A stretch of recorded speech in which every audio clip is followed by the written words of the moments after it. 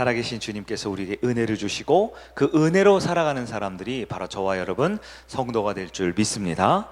우리가 계속 이제 요한계시록 말씀을 보고 있는데요, 지난주에 우리가 설교 중에 이런 얘기가 있었어요. 교회를 다니지만 말고 내가 교회가 돼야 한다. 교회는 조직이나 어떤 단체, 건물이나 이 땅이 아니라 바로 성도, 즉 내가 주님의 몸이 된 교회라고 했습니다. 오늘도 우리는 예배드릴 자리에 나왔지만 교회를 다니고 교회를 떠나는 것이 아니라 바로 내가 주님의 기뻐하시는 거룩한 교회가 되는 우리 모든 성일 가족 되기를 주의 이름으로 축원합니다. 우리 주변에 계신 분들에게 인사할까요? 제가 더 좋은 교회가 되겠습니다 하고 인사하겠습니다. 아멘, 아멘. 초대교회 7교회에 보낸 편지를 우리가 세 번째 보고 있는데요, 이 초대교회 보낸 편지에 공통점이 있다라고 지난주 또 지난주 말씀 들었어요. 모든 편지를 보낼 때마다 시작할 때 주님께서 나는 너희들을 잘 알고 있어, 나는 알고 있다 라는 말씀을 하셨다고 그랬어요.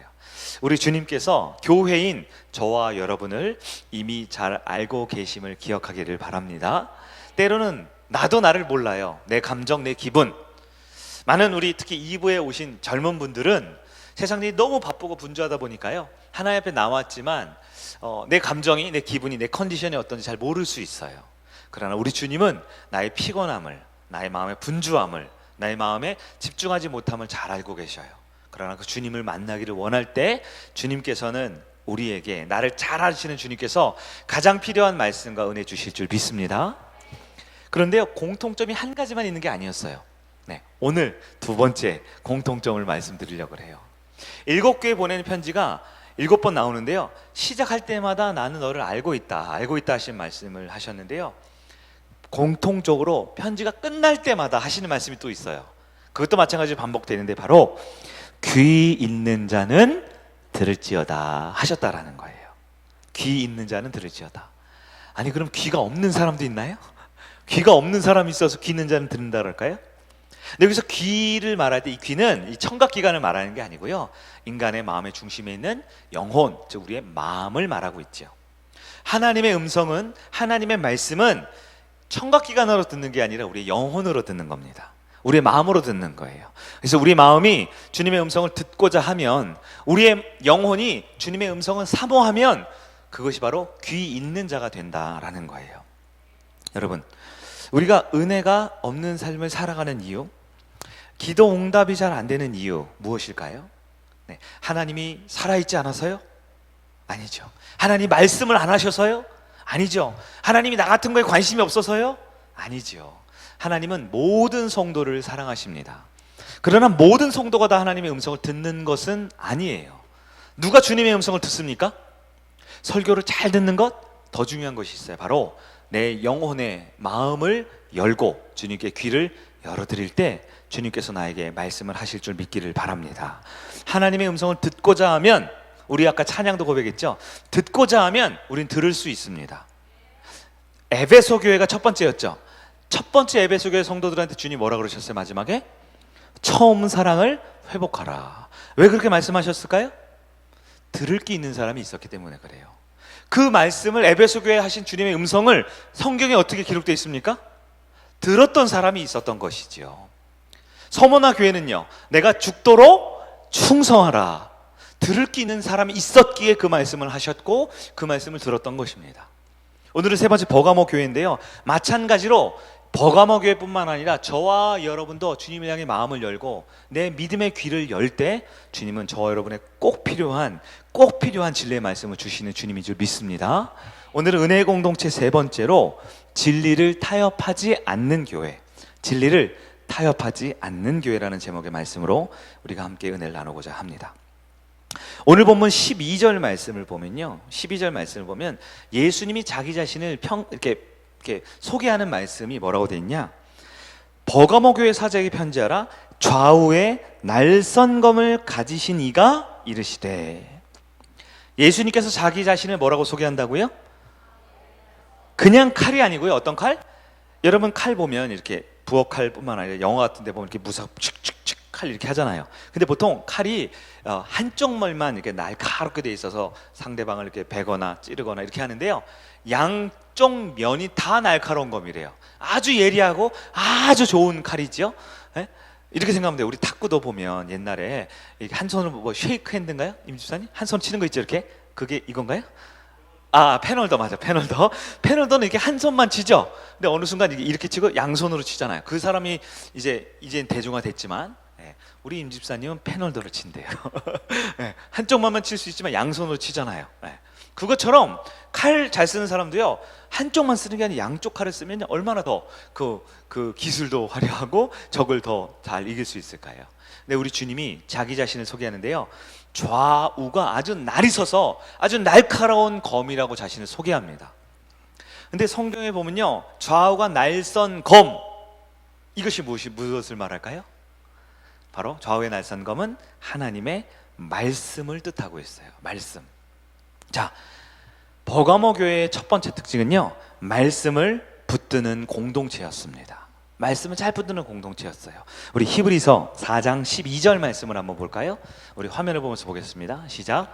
하나님의 말씀은 살아있고 활력이 있어 좌우의 날선 어떤 검보다도 예리하여 혼과 영과 및 관절과 골수를 찔러 쪼개기까지 하며 또 마음의 생각과 뜻을 판단하나니. 아멘.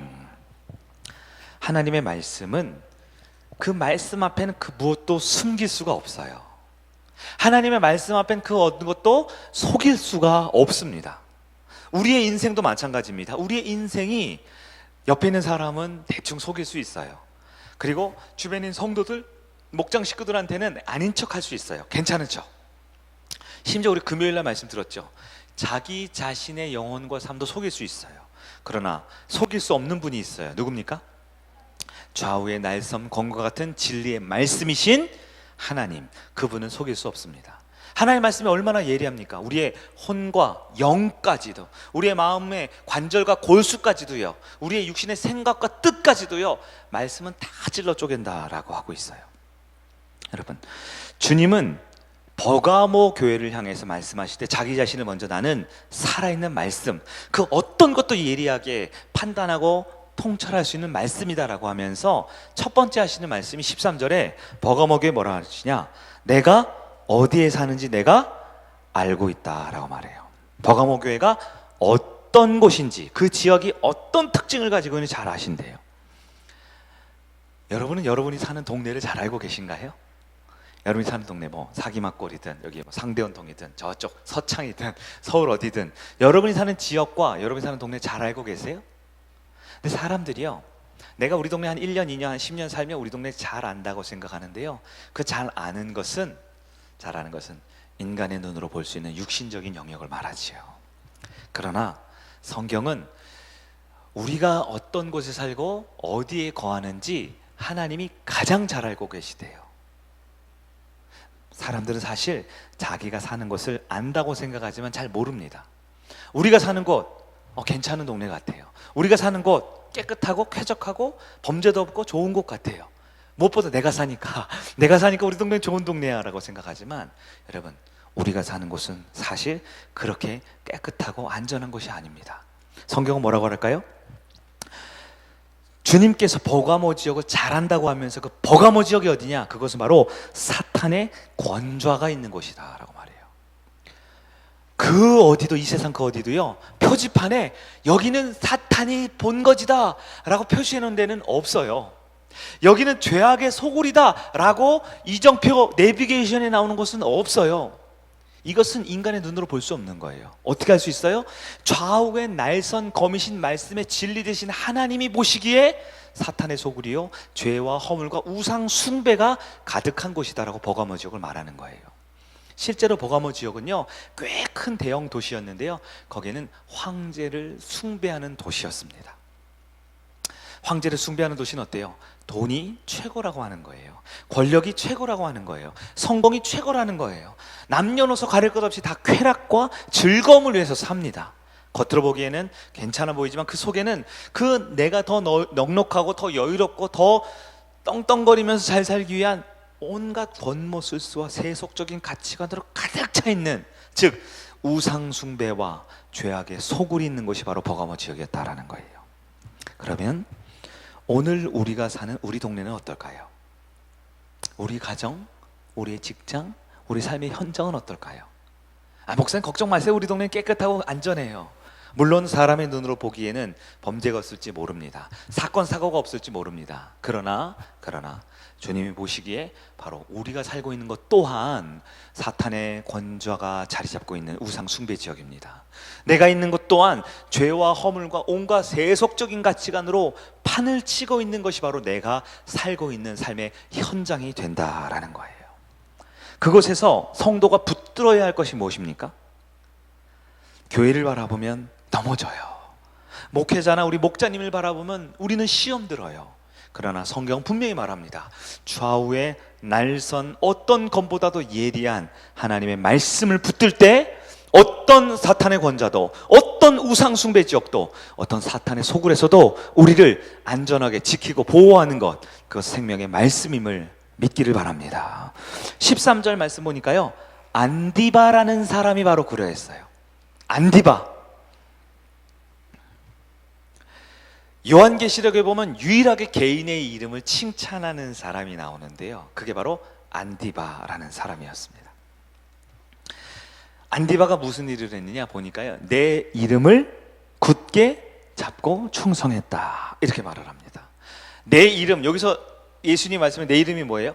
바로 예수 그리스도의 이름은 바로 좌우의 날선 검이라고 표현되어 있죠. 그것은 바로 진리의 말씀입니다. 안디바가 뭘 붙들었다고요? 진리의 말씀을 붙들었어요. 어떻게요? 충성했다고 했습니다. 우리 지난주에 서문화교회 칭찬받았던 거 기억나시죠? 죽도록 어떻게 했어요? 충성했다. 하나님의 진리의 말씀을 어떤 세상과 어떤 유혹과 어떤 공격 앞에서 흔들거리지 않고 말씀을 끝까지 붙들었다라고 안디바에 대해서 칭찬하고 있습니다. 여러분, 오늘 우리가 사는 가정, 우리가 살고 있는 직장, 우리가 삶에 있는 현장의 터전은 그렇게 안전하고 쾌적하고 괜찮은 곳이 아닙니다. 이 땅은 여전히 공중권세 잡은 사탄의 권좌 아래 있는 곳이며 알게 모르게 수많은 유혹과 죄의 덩어리로 오염되어 있는 것이 우리의 삶의 현장이에요. 그곳에서 우리는 어떻게 살 수 있을까요? 하나님의 말씀만이 우리의 무기이며 하나님의 말씀만이 우리를 지켜주는 생명의 약속임을 믿으시길 바랍니다. 여러분, 주중의 삶에서 어떻게 여러분의 삶을 지키고 믿음을 지키고 있나요? 어떻게 우리의 믿음이 세상의 유혹과 사탄의 공격으로부터 여러분 지켜내고 있나요? 목사님 걱정하지 마세요. 제가 믿음이 엄청 좋거든요. 네, 믿음은 좋지만 여러분을 제가 못 믿는 것은 아니지만 우리보다 사탄의 권세는 훨씬 더 강합니다. 우리가 생각하는 것보다 그들의 유혹과 이 세상의 죄 덩어리의 악의 소굴은 우리를 알게 모르게 금방 집어삼키려고 작정을 하고 있어요. 여러분, 그렇기 때문에 우리는 매일매일 하나님의 말씀으로 살 수 있어야 돼요. 여러분, 매일 묵상을 잘 삶에 실천하고 계신가요? 하나님의 말씀으로 하루를 시작하고 하나님의 말씀으로 하루를 끝내고 계신가요? 우리가 2021년 벌써 이제 다음 주 9월이네요. 그럼 3분의 2가 지나간 거잖아요, 벌써. 그렇죠? 3분의 2가. 성경을 일독하고 계신 분들이 많은 걸로 알고 있는데 매주 통계 나오고 있는데 어떻게 일독 다 하신 분 계신가요? 벌써 나와야 돼요. 나와서 하나님께 감사도 하시고 성도들 앞에 하나님 은혜 줬다고 간증도 하셔야 돼요.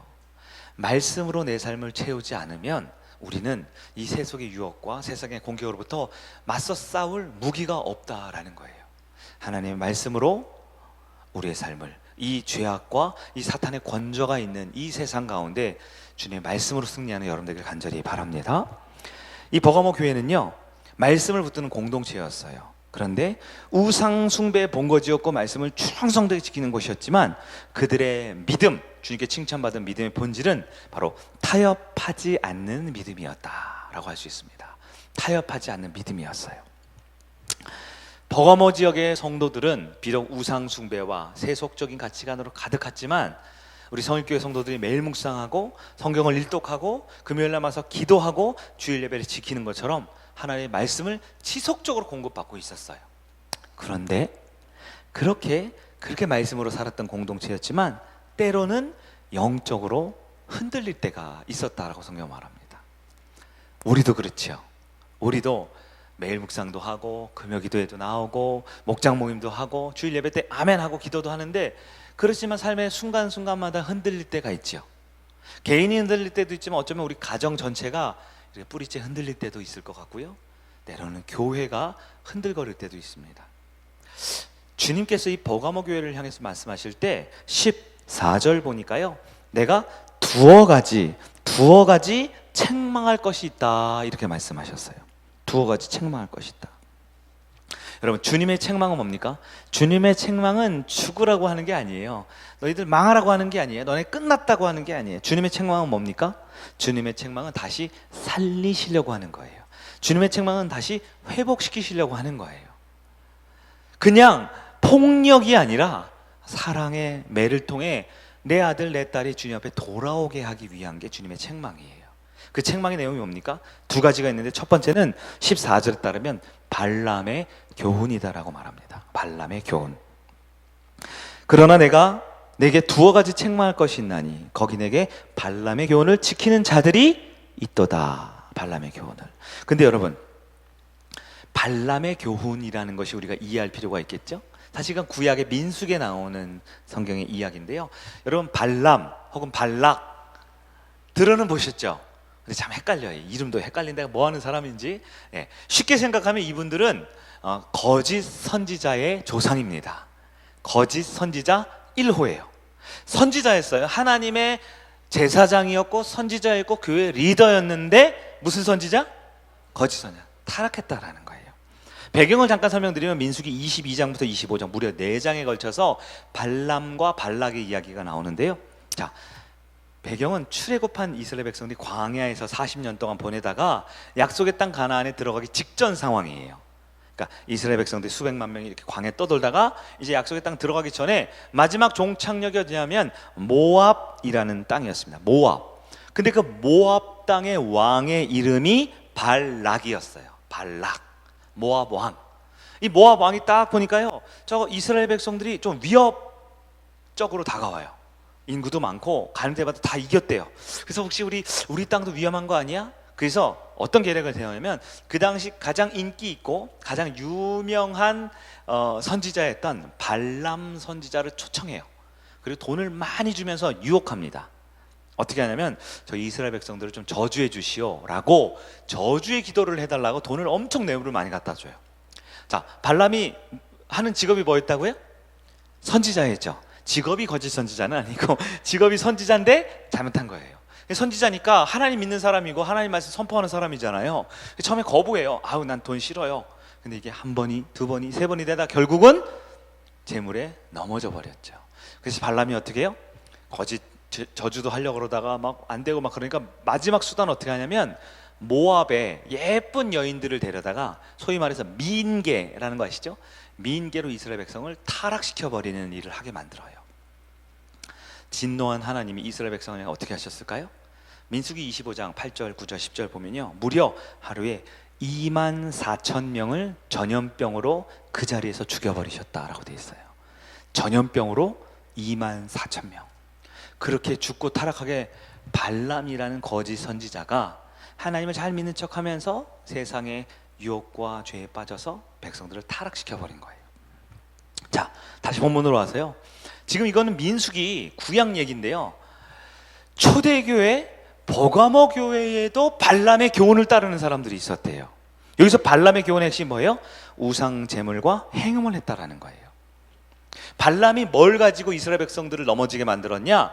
이스라엘 백성들이 40년간 광야 생활하면서 마음속에 남아있는 게 뭐냐면, 바로 이집트, 애굽 땅에 있을 때 그들이 가장 힘들고 지치고 외롭고 괴로웠을 때 했던 게 뭐냐? 바로 쾌락이었어요.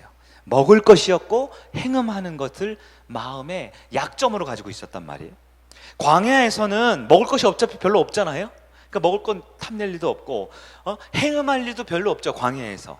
그러니까요, 이 발람 거짓 선지자를 통해서 가나안에 들어가기 직전에 그들의 가장 약한 부분, 가장 약점을 집중적으로 공격해서 넘어뜨린 거죠. 여러분, 우리가 초대 7교회 설교하면서 하나님이 이스라엘 백성들과 초대교회를 잘 아신다 그랬죠.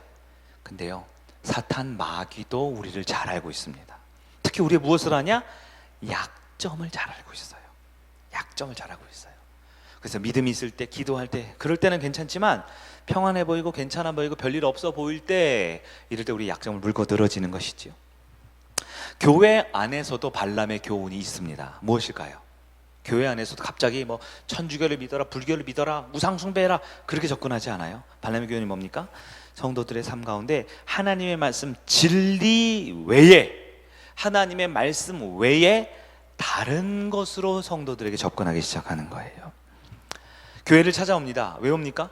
하나님의 말씀 앞에 서려고 옵니까? 아무개 집사님 좋고, 아무개 권사님 좋고, 목자 좋고, 우리 서로 친하고 가깝고, 주말에 가서 위로받고 싶고 평안하고 싶고, 여러 가지 다른 수많은 이유들과 열매들이 있지만, 우리가 하나님의 말씀을 우리의 중심에 두지 않으면 우리도 언제 나도 알게 모르게 발람의 유혹에 빠지기 쉬울 수 있어요. 그러면 목장은요, 진짜 진실한 모임이 되어야 합니다. 예배 시간에도 마찬가지예요. 근데 예배 시간에는 그래도 목회자가 예배를 인도하고 설교 시간이 있지만, 목장 얘기 나눔 때는 주로 나눔을 하죠. 목자도 얘기하지만 목원들 다 나눔을 하죠. 그럴 때 여러분, 어떻게 우리 목장 모임이 진행이 되는지 한번 점검해 봐야 돼요. 목장 모임이 인간적인 모임, 세속적인 모임, 내가 아는 거, 내가 좋아하는 거, 내가 잘하는 거 나오면 막 얘기했다가 하나님의 말씀만 나오면 갑자기 벙어리처럼 입을 뚝 닫아버리는 그런 세속 가치관으로 가득 차 있지 않습니까? 목장 예배는 우리 설교 말씀 들으셨죠? 설교 말씀은 나눔으로 시작해서요, 우리가 매일 묵상과 기도 제목 나눔으로 마침이 돼야 돼요. 물론 한 주간에 어떤 어려움이 있고, 어떤 힘듦이 있고, 어떤 고민이 있고, 어떤 아픔이 있는지도 나눠줘야 되죠. 그러나 그 가운데 진리가 가운데 딱 잘 박힌 목과 같이 잘 박혀 있지 않으면 우리가 알게 모르게 우리도 발람의 교훈에 흔들흔들거릴 수밖에 없다라는 거예요. 버가모 교회에 잘못한 것이 두 가지가 있었는데, 첫 번째는 발람의 교훈에 흔들흔들거렸어요. 유혹에. 두 번째는 뭘까요? 15절에 따라 보면, 15절 읽어볼까요? 시작. 이와 같이 내게도 니골라당의 교훈을 지키는 자들이 있도다. 무슨 당? 니골라당의 교훈이래요. 여러분, 니골라라는 사람은 아주 유능한 사람이었어요. 이 사람은 이단이 아니에요. 누구냐? 우리 사도행전 6장 5절 말씀 한번 볼까요? 자, 6장 5절 시작. 온 무리가 이 말을 기뻐하여 성령이 충만한 사람 스데반과 또 빌립과 브로고로와 니가노르와 디몬과 바메나와 유대교에 입교했던 안디옥 사람 니골라를 택하여. 여러분, 이 본문이 배경이 어딘지 있으신 것 같으세요? 바로 초대교회 예루살렘 교회 12명의 사도가 사역을 하는데 성도가 엄청나게 많아졌죠. 교회들이 많아졌죠. 그래서 성령에 충만한 7명의 집사님을 뽑았어요. 그 7명의 집사님들의 명단입니다. 그러니까 안수 집사 위임 예배 순서지예요, 저게. 7명. 근데 맨 마지막에 니골라가 있어요. 보통 중요한 사람 맨 마지막에 있죠. 게다가 다른 사람 이름만 있는데, 이 사람은 유대교에 입교했다가 안디옥 사람이었던 니골라라고 아주 자세히 설명하고 있어요. 실제로 니골라는요, 초대교회 아주 유능하고 위대한 지도자 중에 한 명이었습니다. 그런데요, 그렇게 일 많이 하고 봉사 많이 하고 헌신하고 열심히 예수 믿었던 니골라가 시간이 지나니까요, 목에 힘이 들어가고 어깨가 갑자기 힘이 들어가고 이 사람이 교만해지기 시작한 거예요. 그리고 세상과 타협하기 시작합니다. 자기를 따르고 자기를 좋아하는 사람들끼리 당을 만들었어요. 그룹을 만들었어요. 교회 안에서 끼리끼리 움직이기 시작합니다. 그리고는 이단, 나쁜 짓 그런 건 안 하지만 자기들끼리 뭔가 새로운 교회 안에 그룹을 만들기 시작하기 있는 거죠. 이 사람들은 세상과 타협을 하기 시작합니다. 그리고 세상적인 것을 알게 모르게 교회에 쓱 가지고 들어와요. 여러분, 우리가 지지난주 살펴본 첫 번째 교회 에베소 교회 주님이 칭찬도 하시고 책망도 하셨죠. 그때 칭찬한 내용 기억하세요? 그때 칭찬이 뭐냐면, 너희 에베소 교회 안에는 니골라당을 거부하고 교회 내에서 내쫓았기 때문에 칭찬받았어요. 버가모 교회도 니골라당이 있었는데요, 버가모 교회는 그 니골라당의 문제를 해결을 하지 못했던 거예요. 여전히 교회 안에 믿음도 좋고 겉보기 봉사도 많이 하고 교회 영향력 있는 것처럼 보이는데, 그의 중심에 하나님이 아닌 세속적인 이것저것 섞여 있었던 사람들이 교회 안에 힘을 갖기 시작하고 교회 안에 어지럽히기 시작했다라는 거예요. 여러분, 니골라당은 오늘날 교회 안에도 존재할 수 있을까요? 얼마든지 이 죄악에 대해서, 영적인 게으름에 대해서 대수롭지 않게 여기는 사람들이 있어요. 교회는 여러분, 죄가 가득한 사람 교회 올 수 있나요? 그렇죠. 교회는 죄인을 포용할 수 있어야 합니다. 그러나 죄는 결코 용납해서는 안 되는 곳이에요. 심각한 성경에 나와 있는 동성애, 우리는 그것을 죄라고 말하죠. 동성애를 가지고 있는 사람 교회 안에 예배 드릴 수 있나요? 얼마든지 우리는 초청할 수 있지요. 그러나 그의 행음, 죄악된 모습을 인정해 줄 수는 없는 거예요. 교회가 하나님의 날선검, 진리를 딱 붙들지 않으면요, 교회가 어떻게 돼요? 죄인들, 약한 사람들, 못난 사람들, 행음하는 사람들, 이런 사람들, 우리는 못 받아, 저런 사람 안 돼, 받아들이지 못하는 거예요. 교회가 말씀의 진리를 딱 서 있지 않으면 교회 안에 들어온 사람들, 죄와 허물과 악한 세상적인 가치관들 가득한 사람들을 제대로 가르치고 그들에게 변화를 촉구하지 못합니다. 저 사람 우리 교회니까 저 사람 세속적이고 저 사람 죄악으로 가득 차 있고 너무나 인간적인 말을 하고 있어도 그 사람들을 제대로 다스리고 책망하고 가르치지를 못해요. 저 사람 괜히 내가 좀 세게 얘기하면 교회 떠나면 어떡해. 하나님 말씀 진리를 두려워하는 게 아니라 사람을 두려워하기 시작하는 거죠. 여러분, 니골라당이 왜 존재합니까? 진리를 타협하는 순간, 하나님의 말씀을 붙들지 않고 사람을 두려워하고 사람을 의지하고 사람 눈치 보는 순간 교회는 니골라당 교회가 될 수밖에 없는 거예요. 오늘날 교회에 왜 변화가 없습니까?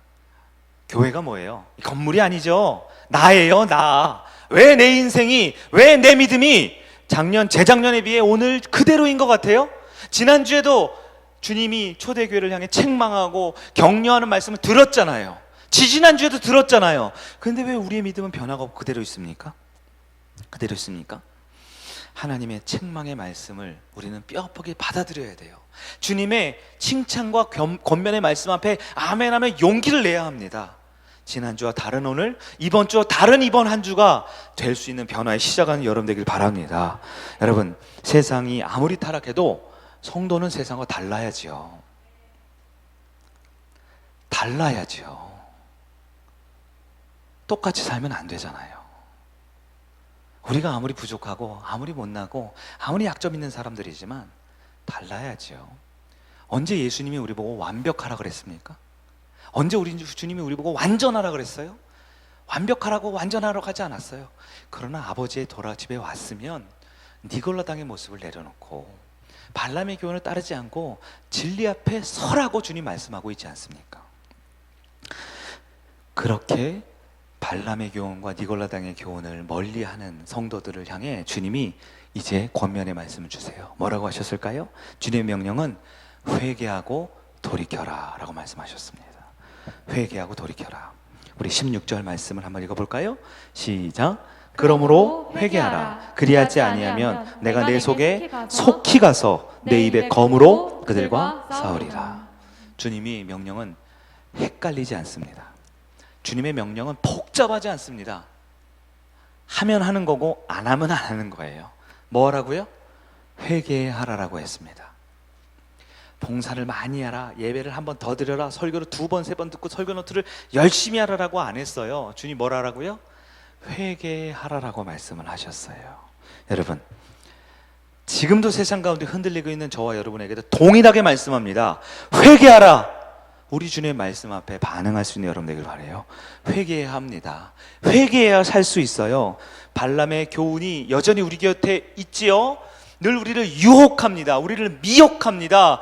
돈과 쾌락과 성공과 더 안락하고, 너 피곤하지? 그러니까 좀 쉬어야지. 너 너무 바쁘지? 그러니까 좀 놀아야지. 얼마나 세상에 여러 가지 좋아 보이고 대단해 보이는 것들을 우리를 흔들고 있어요. 발람의 교훈은 지금도 있다니까요. 어떻게 이기시겠어요? 여러분, 회개하지 않으면 우리는 또 발람의 앞잡이가 될 수밖에 없어요. 니골라당처럼 세상과 적당히 타협해라. 얼마나 많이 지금도 얘기합니까? 얼마나 많이 우리의 성도의 삶을 흔들고 있습니까? 24시간 예배드리고 24시간 교회에 와 있으라는 얘기가 아니지요. 우리는 어쩔 수 없어요. 일주일에 딱 한 번, 이 1시간 여기서 예배드립니다. 1시간 예배드려요. 나도 알게 모르게 스며들고 있는 발람의 교훈과 니골라당의 그런 교훈 앞에 우리는 회개할 수 있는 믿음으로 돌이켜야 합니다. 회개가 뭡니까? 아, 그렇구나. 안 그래야지. 여러분, 그거 회개 아니에요. 회개가 뭡니까? 목사님 말씀이 이렇게 하라고, 알았어, 나 그렇게 할 거야 라고 생각하는 거, 그거 회개 아니잖아요. 회개 뭡니까? 회개는 반드시 먼저 자복하고 주님 앞에 돌이키는 것이 회개라고 그랬어요. 자복이 뭡니까? 자신의 죄와 자신의 완벽하지 못함을 주님 앞에 고백하는 기도를 해야 합니다. 기도를 해야 합니다. 그리고 그 기도를 한 다음에 어떻게 해요? 삶에서 변화가 있는 게 회개예요. 말로만 하는 게 회개가 아니고요, 생각만 하는 게 회개가 아니고요. 여러분, 진짜 마지막 때 맞아요? 지금이? 진짜 마지막 때 맞아요? 하나님은 회개하지 않는 자들에게 하루아침에 전염병으로 24,000명을 죽이셨어요. 우리 주님께서 지금 코로나 상황인데요, 주님이 주님 앞에 회개하고 돌아오라는 그 음성이 우리 가운데 귀 있는 자로 들려져야 할 때입니다. 복잡하지 않아요. 하나님 앞에 내가 완전하지 않다고 고백하는 거예요. 여러분, 회개가 무엇입니까? 내가 아주 심각한 범죄 행위를 안 하는 것, 그것만으로 안 돼요. 회개는요, 하나님의 말씀으로 내 마음을 가득 채우고 있지 못했던 것, 그것을 회개해야 합니다. 회개는요, 예수님과 온전한 관계를 지속적으로 맺지 못했던 것, 그것도 회개해야 돼요. 내 마음의 중심이 하나님이 아닌 다른 세상 염려와 걱정과 성공과 쾌락과 즐거움과 더 나은, 뭔가 쾌적한 더 나은 삶에 대한 세속적인 욕심으로 가득 차 있던 거, 그거 회개해야지요. 많은 성도님들이 정말 오해하고 있어요. 뭐라고요? 나 정도면 괜찮겠지, 내가 모태신앙이고 내가 매주일 교회 다니는데, 죄책감이 없이 살아갑니다. 가장 심각한 상태가 뭐예요? 가장 심각한 상태는 자기 자신을 속이고 있는 상태예요. 금요일날 말씀처럼 마태복음 19장에는 부자 청년과 같은 상태가 가장 위험해요. 그는 도덕적으로 윤리적으로 괜찮았거든요. 예배를 다 지키고 물어봐요. 너 누구 믿니? 그러면 하나님 믿는다고 했어요. 네 이번 주에 어디 갈 거야? 난 교회 간다라고 했다니까요. 교회 간다고 내가 하나님 믿는다는 것이 나를 구원시키는 게 아니에요. 구원은 누가 받을 수 있습니까? 단순합니다. 회개하면 구원받고요, 회개하지 않으면 구원이 있을지 없을지 모른다라고 성경 분명히 말해요. 여러분, 아무리 세상에 살더라도 세상 방식처럼 살면 안 됩니다. 똑같이 살면 안 됩니다. 말로만 주님을 부인하는 게 아니고요, 내 온 몸의 삶으로 주님을 부인할 수도 있다는 걸 아셔야 돼요. 천국 문 앞에 왔어요, 우리가 다. 근데 천국 문 앞은 천국이 아니에요. 천국 문 안에 들어가야 천국입니다. 여러분, 우린 이런 고백이 있어요. 나는 괜찮다가 아니라 나는 안 괜찮다가 진실한 믿음의 성도의 고백이 되어야 합니다. 목사인 저부터 이 자리는 우리 모든 성도가 하나님 앞에 나는 안 괜찮아요. 그래서 우리에게 회개가 필요합니다. 그럼 회개하면 정말 하나님이 책임지시는 거 맞을까요? 오늘 본문에 회개하는 자에게 주어진 축복을 분명히 약속하고 있습니다.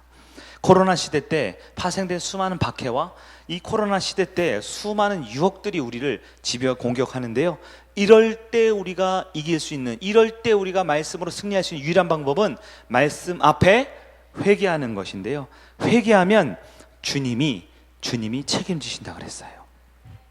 17절 말씀을 한번 볼까요? 17절 시작. 귀 있는 자는 성령이 교회들에게 하시는 말씀을 들을지어다. 이기는 그에게는 내가 감추었던 만나를 주고 또 흰돌을 줄 터인데 그 돌 위에 새 이름을 기록한 것이 있나니 받는 자 밖에는 그 이름을 알 사람이 없느니라. 여기 보면요, 귀 있는 자는 말씀을 들으라고 했죠. 이기는 그에게, 여기서 이기는 게 뭐예요? 말씀, 하나님의 진리의 말씀을 붙들어서 회개함으로써 이겨냈다라는 걸 말하는 거예요. 돈 많이 번 거 아니고요, 이번 주도 예배 잘 드린 거 아니고요, 회개하는 자를 이기는 자라고 표현했어요. 이기는 자에게 두 가지를 줬대요. 첫째는 만나를 주시고 두 번째는 흰돌을 주셨대요. 이게 상징적인 의미거든요. 여러분, 만나는 뭐예요? 만나는 광야에서 아무거 먹을 거 입을 거 잘 것 없는 그곳에서 하나님께서 주신 게 만나죠. 오늘에서 어디에서 내려왔어요? 하늘에서 하나님 직접 주신 게 만나예요. 여러분, 지금 이 시대에 우리를 구원시키는 것은 우리의 열심과 우리의 행위와 우리의 세상적인 그 어떤 것이 아니라, 우리를 구원시키는 것은요, 오직 하늘에서 주시는 진리의 말씀밖에 없음을 꼭 기억하길 바라요. 우리가 주님 앞에 회개하고 자복하고 기도할 때 주님은 만나를 주신대요. 두 번째, 흰돌은 뭡니까? 흰돌은요, 오늘로 따지면 이게 통행증과 같은 거예요. 통행증. 그래서 어떤 운동 경기가 있거나 아니면 어떤 오페라 극장에 갈 때 그 당시 사람들은 뭐 통행증 만들 수 없으니까요, 잘 가공되어 있는 하얀색 돌이 바로 통행증으로 주었어요. 들어갈 때 이 흰 돌을 딱 보여주면 오케이, 통과. 그게 없으면 아무리 좋은 옷을 입고 아무리 좋은 차를 타고 와도 흰 돌이 없으면 입장할 수가 없었대요. 또 하나, 재판장이 판결을 합니다. 너는 무죄야, 너는 유죄야, 판결을 하겠죠? 오늘처럼 TV 언론으로 이 사람이 죄가 있는지 없는지 방영할 수 없잖아요. 그 당시에는 재판장이 무죄 판결을 내릴 때 무죄하다라는 증거로 재판장이 잘 가공된 흰 돌을 주었어요. 재판장에서 나올 때 많은 사람들이 복수하려고 그러고 있어요. 너 나쁜 놈이지, 너 때문에 우리가 어떻게 됐어? 그럴 때 그 사람이 자신이 지고 있는 무죄의 흰 돌을 딱 보여주면 이 사람의 생명은 안전하게 보존된다는 뜻이에요. 여러분, 회개하는 성도만이 이 광야와 같은 세상에서 생명의 양식을 얻을 수 있다, 주님이 약속하셨습니다. 회개하는 성도만이 하나님의 그 재판석 앞에 무죄 판결을 확보할 수 있다, 천국의 입장권을 확보할 수 있다, 주님께서 말씀하셨어요. 말씀을 정리하도록 할게요. 우리 주님은 완벽하라고 우리에게 다그치지 않아요. 세상에서 죄 없이 완전하게 살라고, 깨끗하라고 말씀하시지 않아요. 주님은 뭐라고요? 아들아 내 앞에 다시 돌아와라 라고 말씀하셔요. 그리고 돌아왔을 때 뭐라고요? 회개하라라고 말씀하셨어요. 여러분, 회개가 생명입니다. 구원은 참 회개하는 자에게 주어진 하나님의 은혜예요. 오늘날 교회가 회개를 가르치지 않아요. 그냥 부자 청년처럼 사회적으로 유능하고 사람들한테 젠틀하고 관계를 잘 맺고 착하고 윤리 도덕적이면 얼마든지 교회 안에 쉽게 들어오고요, 쉽게 리더가 되고요, 쉽게 교회 중직이 될 수 있는 세상이에요. 회개하지 않으면 안 된다라는 것이 성도의 기준으로 제시하지 않는 시대예요. 그러나 성경은 분명 우리에게 말합니다. 천국의 약속은, 생명의 양식은 직분이 아니라, 열심이 아니라, 행위가 아니라 회개하는 자에게 주어진다라고 말씀하고 있습니다. 우리 성일교회가 버가모 교회와 같이 하나님의 진리의 말씀의 검을 꼭 붙드는 교회가 되기를 원합니다. 할 수만 있으면, 여러분 피곤하시지만 힘드시지만 우리 성일교회에서 함께 전교인이 하고 있는 매일 묵상, 일주일에 5번이죠? 네, 주 5일 하루에 한 번씩 5분 10분만 투자하셔서 한 말씀을 보고 그 말씀으로 은혜를 나눠보세요. 묵상하는 건 5분이면 하시죠? 네, 여러분 똑똑하시니까 3분이면 하시죠? 그러나 이것을 가족과 친구와 또한 우리 목원 식구들과 나눔을 할 때 우리는 그 말씀의 진리로 우리를 채울 수 있어요. 성경 통독하고 계신가요? 어떤 분들은 하루에 4장씩 하신다는 분도 있고 더 많이 하신다는 분들도 있어요. 여러분, 다 이해할 수 없죠. 성경이 어디에 성경을 다 읽고 외우라 그랬어요? 다 이해하라 그랬어요? 하나님이 안 알려주시면 우리는 알 수가 없는 인생인데요. 그러나 회개할 수 있잖아요. 말씀 앞에 설 수 있잖아요. 우리 성일교회 말씀을 붙드는 교회가 되기를 원합니다. 우리 성일교회 모든 성도님들 진리를 타협하지 않고 언제나 어떤 모임이든 하나님의 말씀으로 서 있는 교회가 되기를 원합니다. 우리 성도 한 분 한 분이 진짜 회개를 통해 참 구원의 자녀의 확신을 갖는 저와 여러분 되기를 예수님의 이름으로 축복합니다.